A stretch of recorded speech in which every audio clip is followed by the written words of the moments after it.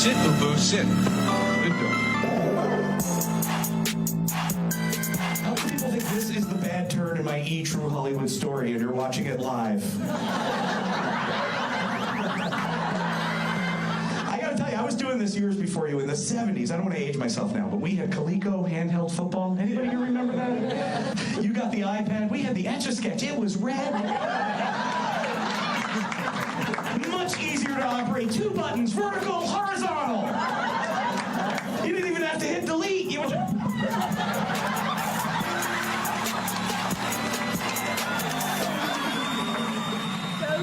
just shake it, right? I try that with my MacBook. It doesn't work. It doesn't work. Marc Price is here with us this morning. So happy to have you, but you may know him as Skippy from the NBC sitcom, the classic Family Ties. And I'm Marc Price, and this is KPRC. It's my station. This is I pay for that. It's a sponsorship. It's like Minute Maid Park. Okay. And I have this theory that that's what we should do instead of our taxpayer dollars to pay for our big military equipment, like if they have a big aircraft carrier. Right. Call it the USS Chicken McNugget. Sell that. Yes, just Anyway, sell it. Instead sell of it. honoring our presidents from the past. So fun to have you here, making a stop in Houston. Tell us about your show. That's right. It's an 80s theme show tonight, although all my shows are 80s themed because now I'm in my 80s. No. So, but it's at Hungry Like the Wolf, which is on Washington near Studemont. Yes. You know where it Yes, is, where all the clubs Studemont. are and everything. Yes, uh-huh. And we're going to have a blast tonight. Gonna have a good time. Yeah, they have great food there and a really nice. Yeah. It's Revenge a scene. of the 80s. They do karaoke, and now we're getting into live entertainment with the show tonight. Karaoke tonight until midnight, I think I read. It's going to be a good time. So let's just talk about how you got into comedy, because you were pretty young when you got into comedy. You were like 14. I was a baby, were a actually. kid, I was yeah. directly out of the womb into comedy. No, because my mom and dad were both entertainers, so they Okay. started bringing me out on stage. I was the chief device Oh for my applause. gosh, I was the yes. big finish. They would finish all this, everybody go crazy at the end of the show, then they'd bring me out, and people would get excited. Yeah. Oh my God. So I got hooked. I got hooked.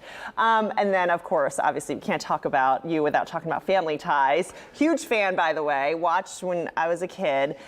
Talk about that, because that was fun. You must have been pretty young, because a lot of young people don't even know the show. I was like 4, but I loved it. My family watched it, loved it.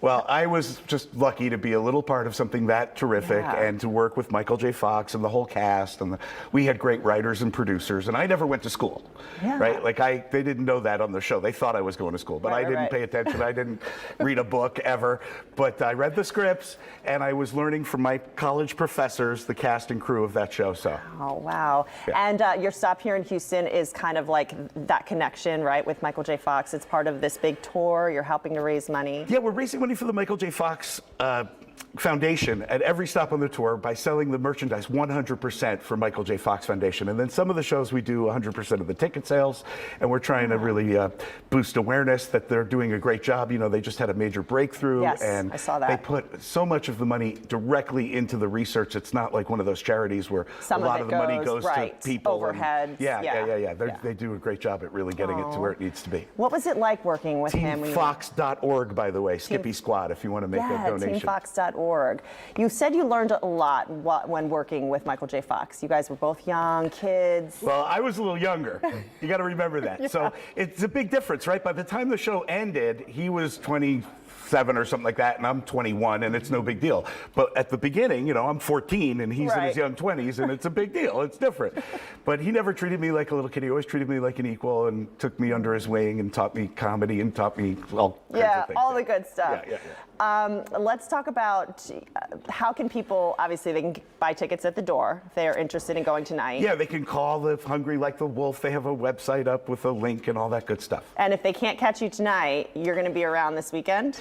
So I'm at somewhere else this weekend. Do we know where that is? It's nobody knows. We're going to look it up. It's either, let's see. Surprise. Belmont, Bellevue. Okay. Bellevue, Mont Bellevue. See, I said called it Belmont. It's Mont Bellevue. Yes. And get this, it's for a thing called the Nerd Con. Hey. You know, we have Comic Cons. They just went, all the nerds show up at those things anyway. Let's just call it Nerd Con. And so now. No way. Not a nerd. Okay, really quickly. You've been very busy, not just with comedy. you've I'm produced. not a nerd. I just play one on TV. Yeah, right. I think I am really a nerd. You've produced several shows, too.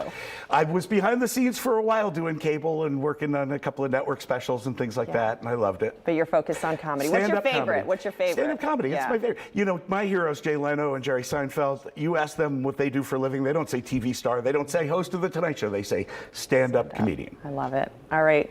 The Marc Skippy Price. Check him out. Revenge of the 80s comedy show tonight at 8 at Hungry Like the Wolf, Studemont Streets. Thank you for joining us. Congratulations on the show. It's fantastic and you're wonderful. Oh, no, you're wonderful. Thank you so much. You're wonderful. No, you are.